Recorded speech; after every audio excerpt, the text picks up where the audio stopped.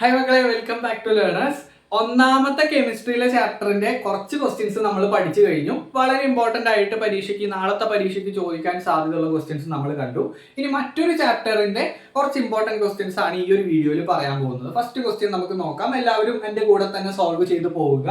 നമുക്ക് നോക്കാം. സയന്റിസ്റ്റ് അതുപോലെ തന്നെ ഡിസ്കവറി ഇവിടെ കൊടുത്തിട്ടുണ്ട്. ഇത് കൃത്യമായിട്ട് മാച്ച് ചെയ്യുക എന്നുള്ളതാണ് നിങ്ങൾ ചെയ്യേണ്ടത്. ഓക്കെ, അപ്പൊ സയന്റിസ്റ്റുകൾ Louis de Broglie, Heisenberg, Niels Bohr, ഈ 3 സയന്റിസ്റ്റുകളാണ്. അവയുടെ കോൺട്രിബ്യൂഷൻ നമുക്ക് പഠിക്കാനുണ്ട് അല്ലെ. ഡി ബ്രോഗ്ലിയുടെ നിങ്ങൾ ആലോചിച്ച് വെക്കുക, എന്താണ് വേവ് നേച്ചർ ഓഫ് മാറ്റർ ആണ്. അതായത് മാറ്ററിന്റെ വേവ് നേച്ചറിനെ കുറിച്ച് പറഞ്ഞത്, അതായത് ഇതിനെ വേവ് പോലെ പോകുന്നു എന്ന് പറഞ്ഞതാണ് ഡി ബ്രോഗ്ലി.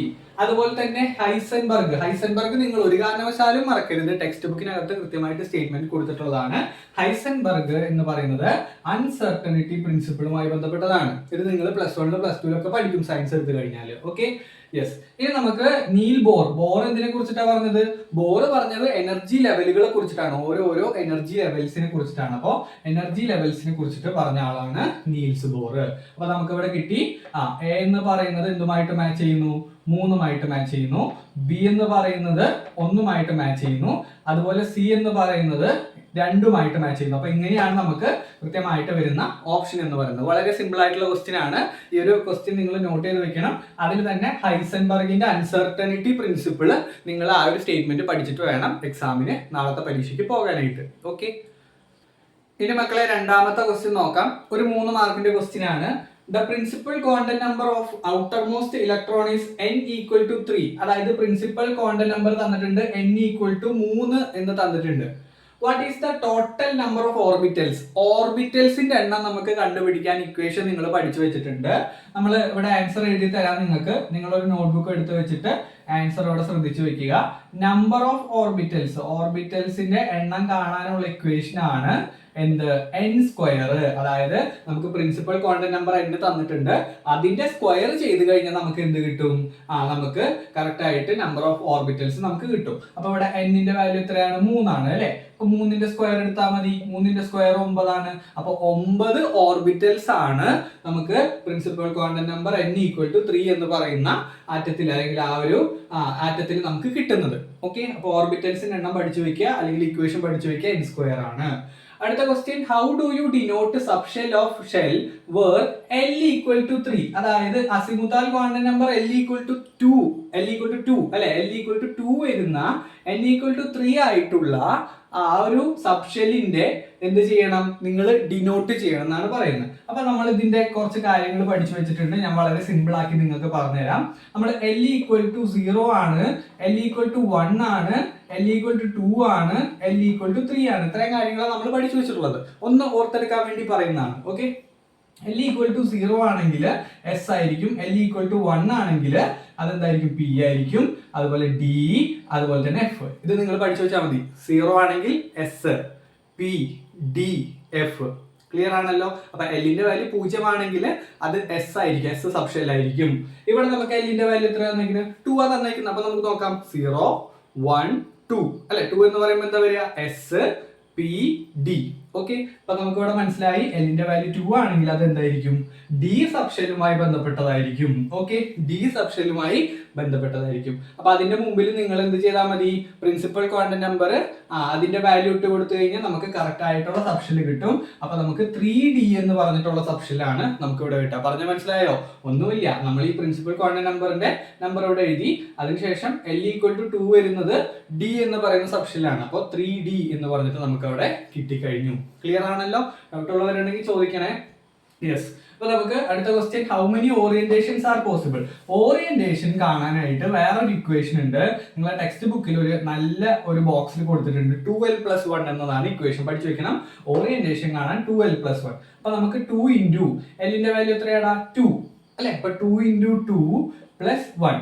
2 into 2 ആദ്യം നിങ്ങൾ ചെയ്യുക. 2 into 2 അല്ലെ, 2 into 2 4 + 1 അല്ലെ 2 × 2 4, 4 + 1 എത്രയാണ് 5 ആണ്. അപ്പൊ നമുക്ക് ഇവിടെ മനസ്സിലായി എത്ര ഓറിയന്റേഷൻസ് ഇവിടെ പോസിബിൾ ആണ്, 5 ഓറിയന്റേഷൻസ് ഇവിടെ പോസിബിൾ ആണ്. 5 ഓറിയന്റേഷൻ. അപ്പൊ ഓറിയന്റേഷൻ കാണാനുള്ള ഇക്വേഷൻ പഠിച്ചു വെച്ചാൽ മതി. ചിലപ്പോൾ ഇതേ രീതിയിലുള്ള ക്വസ്റ്റ്യൻ നിങ്ങൾക്ക് കിട്ടും. ഓറിയന്റേഷൻ കാണാനായിട്ട് ചോദിച്ചു കഴിഞ്ഞാൽ 2l+1 ആണ് ഇക്വേഷൻ എന്നുള്ളത് ഓർത്തു വെക്കുക. ഇതേ വാല്യൂസ് തന്നെ ആവണമെന്നൊന്നും നിർബന്ധമൊന്നുമില്ല. ഓക്കെ, അപ്പൊ നമുക്ക് ഇവിടെ 2l+1 ചെയ്ത് കഴിഞ്ഞാൽ നമുക്ക് അവിടുത്തെ ഓറിയന്റേഷൻസ് കണ്ടുപിടിക്കാനായിട്ട് പറ്റും. ക്ലിയർ ആണല്ലോ ഈ ഒരു ക്വസ്റ്റ്യൻ? അപ്പോൾ നമ്മൾ ഈ ക്വസ്റ്റ്യനിൽ പറഞ്ഞത് ഒന്നാമത്തെ കാര്യം പറഞ്ഞു, നമ്പർ ഓഫ് ഓർബിറ്റൽസ് കാണാൻ n², അതുപോലെ l = Lന്റെ എല്ലാ വാല്യൂസും പഠിച്ചു വെക്കുക, സബ്ഷെല്ലിന്റെ വാല്യൂ പഠിച്ചു വെക്കുക, പിന്നെ ഓറിയന്റേഷൻ ഇക്വേഷൻ പഠിച്ചു വെക്കുക. ക്ലിയർ ആണല്ലോ? അടുത്ത ക്വസ്റ്റ്യനിലോട്ട് പോവാം. ഇനി നമുക്ക് സ്ഥിരമായിട്ട് പരീക്ഷയ്ക്ക് ചോദിക്കാറുള്ള ഒരു ക്വസ്റ്റ്യൻ ആണ് ഈ പറഞ്ഞ മാംഗനീസിന്റെ ഓക്സിഡേഷൻ സ്റ്റേറ്റുമായി ബന്ധപ്പെട്ടത്. Okay, in which of the following compounds Mn എന്ന് പറഞ്ഞാൽ മാംഗനീസ് ആണ്, Mn എക്സിബിറ്റ് +3 ഓക്സിഡേഷൻ സ്റ്റേറ്റ്. ഈ പറഞ്ഞിട്ടുള്ള 4 കോമ്പൗണ്ട്സിൽ Mn-ന് +3 ഓക്സിഡേഷൻ സ്റ്റേറ്റ് വരുന്നത് എപ്പോഴാണെന്നാണ് ക്വസ്റ്റ്യൻ. അപ്പൊ നമുക്ക് എല്ലാത്തിന്റെയും എന്ത് കണ്ടുപിടിക്കണം, ഓക്സിഡേഷൻ നമ്പർ കറക്റ്റ് ആയിട്ട് കണ്ടുപിടിക്കണം. അപ്പൊ നമുക്ക് നോക്കാം. ആദ്യത്തെ ഞാൻ എടുക്കുകയാണ് കേട്ടോ, MnCl2 എടുക്കുകയാണ്. അപ്പൊ നമ്മൾ ചെയ്യുന്ന പരിപാടി ഒന്നേ ഉള്ളൂ, എണ്ണം ഇൻറ്റു ചാർജ് പ്ലസ് എണ്ണം ഇൻറ്റു ചാർജ് = 0.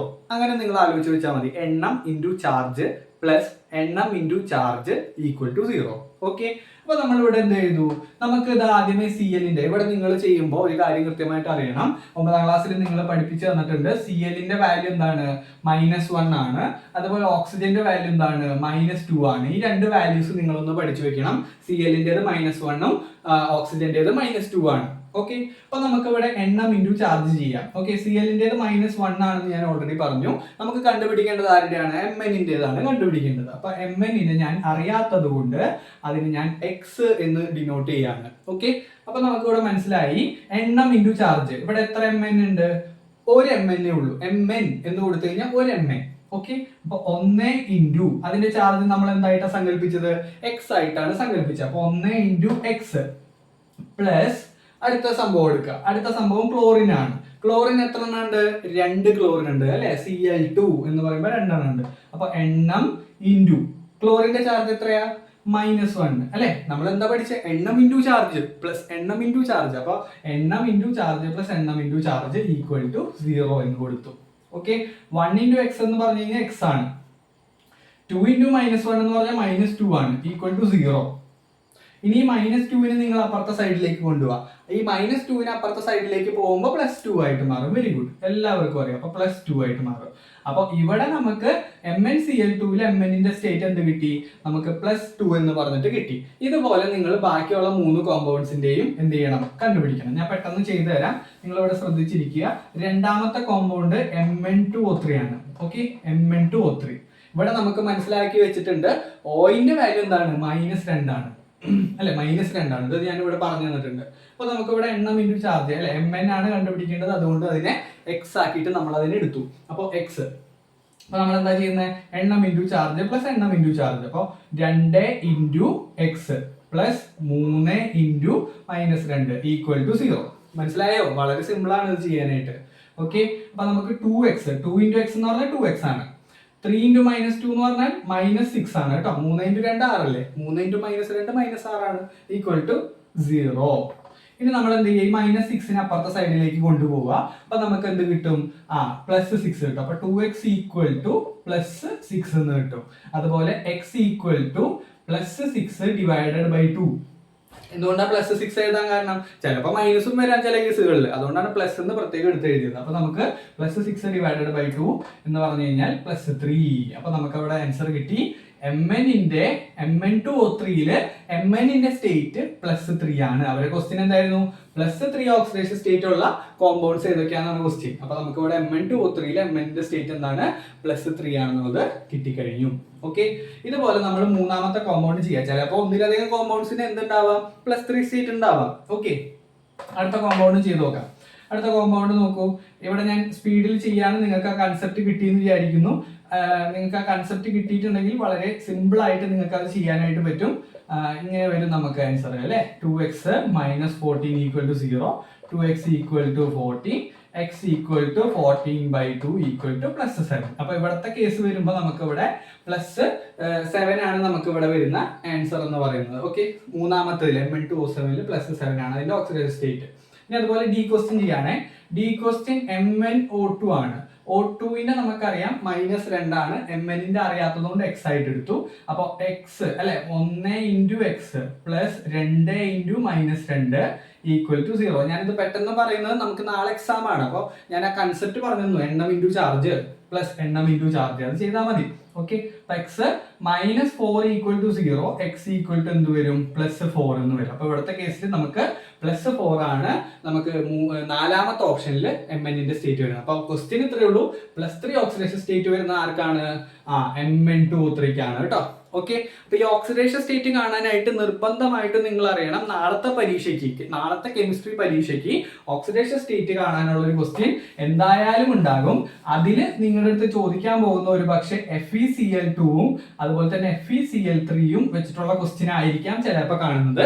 ചിലപ്പോൾ നിങ്ങൾ എന്ത് കാണുന്നുണ്ടാവും, MnCl2 MnO2 മാംഗനീസിന്റെ ഓക്സിഡേഷൻ സ്റ്റേറ്റ് കണ്ടുപിടിക്കാനായിട്ടും അത് വെച്ചിട്ടുള്ള ഒരു കോൺഫിഗറേഷൻ ടൈപ്പ് ക്വസ്റ്റ്യനും നമുക്ക് എക്സാമിന് ചോദിക്കാറുണ്ട്. അപ്പൊ FeCl2 FeCl3 പഠിക്കുക. അതുപോലെ തന്നെ മാംഗനീസിന്റെ ഈ പറഞ്ഞിട്ടുള്ള 4 കോമ്പൗണ്ട്സും നിർബന്ധമായിട്ട് നിങ്ങൾ പഠിച്ചു വയ്ക്കുക. ഓക്കെ ആണല്ലോ? യെസ്. അടുത്ത ക്വസ്റ്റ്യനിലേക്ക് നമുക്ക് പോകാം. ഇനി അടുത്ത ക്വസ്റ്റ്യൻ നോക്കൂ മക്കളെ. നേരത്തെ കണ്ട ക്വസ്റ്റ്യന്റെ സബ് ക്വസ്റ്റ്യൻ ആയിട്ട് ഇതൊരു പക്ഷെ നമുക്ക് ചോദിക്കാം. Write the subshell electronic configuration of Mn ion. Mn ion ഉദ്ദേശിച്ചത് മാംഗനീസ് അയോൺ ആണ്. ഇൻ Mn2O7 നമ്മൾ Mn2O7ൽ എന്ത് കണ്ടുപിടിച്ചിട്ടുണ്ട്? Mnന്റെ ഓക്സിഡേഷൻ സ്റ്റേറ്റ് നമ്മൾ നേരത്തെ ക്വസ്റ്റ്യനിൽ കണ്ടുപിടിച്ചു. അപ്പൊ എത്രയാണ് നമുക്ക് കിട്ടിയത്? +7 ആണ് നമുക്ക് Mnന്റെ ഓക്സിഡേഷൻ നമ്പർ കിട്ടിയത്. അപ്പോൾ ഈ Mn+7 വരുന്ന രീതിയിൽ നമുക്ക് എന്ത് ചെയ്യണം, കോൺഫിഗറേഷൻ ചെയ്യേണ്ടതായിട്ടുണ്ട്. അപ്പൊ നമ്മൾ നോക്കുക, നമുക്ക് സാധാരണ Mnന്റെ നമ്പർ എത്രയാണ്? 25 ആണ് അല്ലെ, 25 ആണ് സാധാരണ മാംഗനീസിന്റെ ആറ്റോമിക് നമ്പർ വരുന്നത്. അപ്പൊ അത് വെച്ചിട്ട് നമ്മൾ കോൺഫിഗറേഷൻ ചെയ്യുമ്പോൾ Mn25, ഓക്കെ, 25 വരുമ്പോൾ നമുക്ക് 1s2 2s2 2p6 3s2 3p6 3d അതുപോലെ 4s2 3d5 ഇങ്ങനെയാണ് നമുക്ക് മാംഗനീസിന്റെ സാധാരണ കോൺഫിഗറേഷൻ കിട്ടിയിരുന്നത് അല്ലെ. നമുക്ക് ഇപ്പോൾ എഴുതേണ്ടത് സാധാരണ മാംഗനീസിന്റെ കോൺഫിഗറേഷൻ അല്ല, നമ്മൾ ചോദിച്ചിരിക്കുന്നത് മാംഗനീസ് അയോണിന്റെ കോൺഫിഗറേഷൻ എഴുതാനാണ്. എന്ന് പറഞ്ഞു കഴിഞ്ഞാൽ Mn+7ന്റെ കോൺഫിഗറേഷൻ ആണ് നിങ്ങൾ എഴുതേണ്ടത്. Mnന്റെ മാത്രമല്ല, Mn+7ന്റെ എഴുതണം. അപ്പൊ നമുക്ക് Mn+7 ശ്രദ്ധിക്കണം മക്കളെ, Mn+7 എഴുതണമെന്നുണ്ടെങ്കിൽ 7 ഇലക്ട്രോൺസിനെ കൂട്ടിയിട്ട് എഴുതണോ 7 ഇലക്ട്രോൺസിനെ കുറച്ചിട്ട് എഴുതണോ?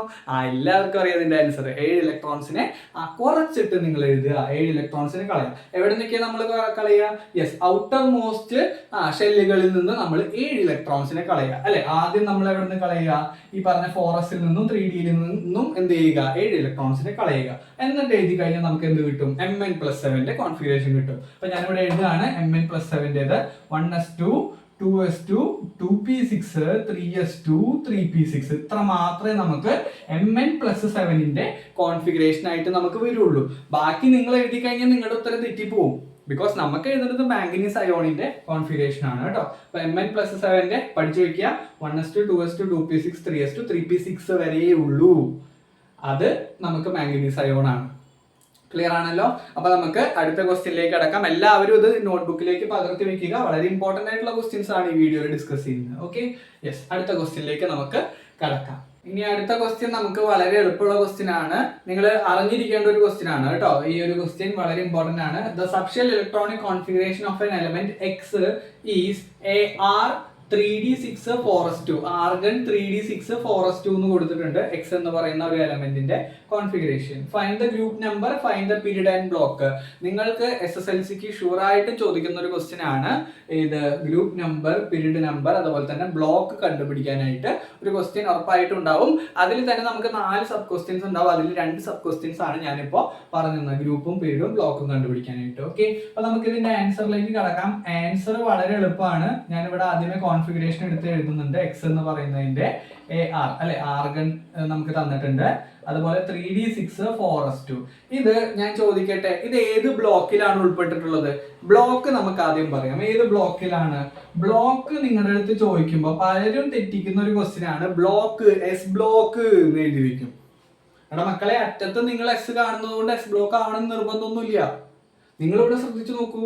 4s2 ഈ 4s2 ഇലക്ട്രോൺ നിറഞ്ഞു കഴിഞ്ഞിട്ടാണ് 3D ഇലക്ട്രോൺസ് കടക്കുക. ശരിയല്ലേ?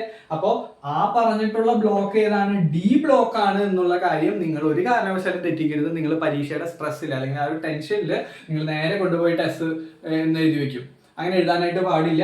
മക്കളെ ആലോചിക്കുക, 4s നിറഞ്ഞു കഴിഞ്ഞതിന് ശേഷമാണ് 3D ഇലക്ട്രോൺസ് കടക്കുന്നത്. നമ്മൾ എഴുതുന്നത് ഒരു ഭംഗിക്ക് എഴുതുന്നതാണ് 3D, അത് കഴിഞ്ഞിട്ട് പിന്നെ 4s. ആക്ച്വലി അത് 4s നിറഞ്ഞു കഴിഞ്ഞിട്ടാണ് 3D എന്ത് ചെയ്യുന്നത്? ഇലക്ട്രോൺസ് എത്തുന്നത്. അപ്പൊ നമുക്ക് ഏത് ബ്ലോക്ക് പറയാൻ പറ്റും?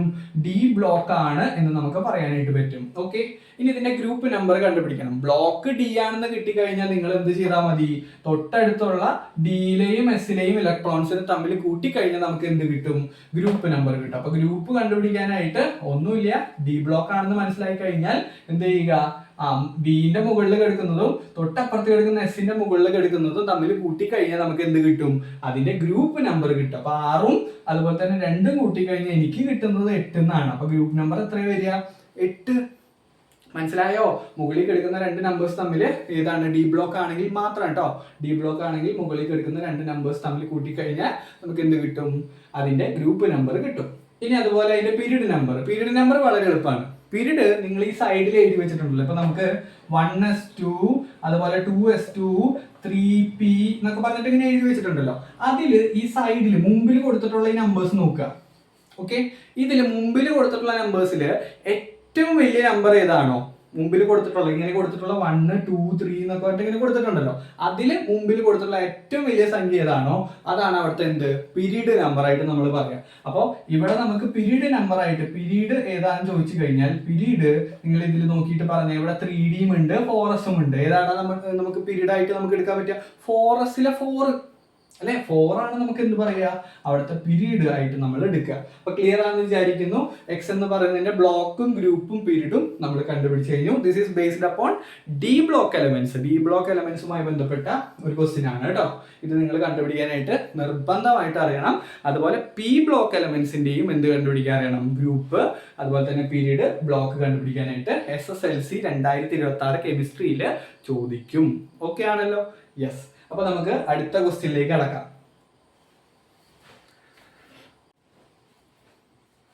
ഇനി നമുക്ക് അടുത്ത ക്വസ്റ്റ്യൻ നോക്കാം. റെയർ എർത്ത് എലമെന്റ്സുമായി ബന്ധപ്പെട്ട ക്വസ്റ്റ്യൻ ആണ്.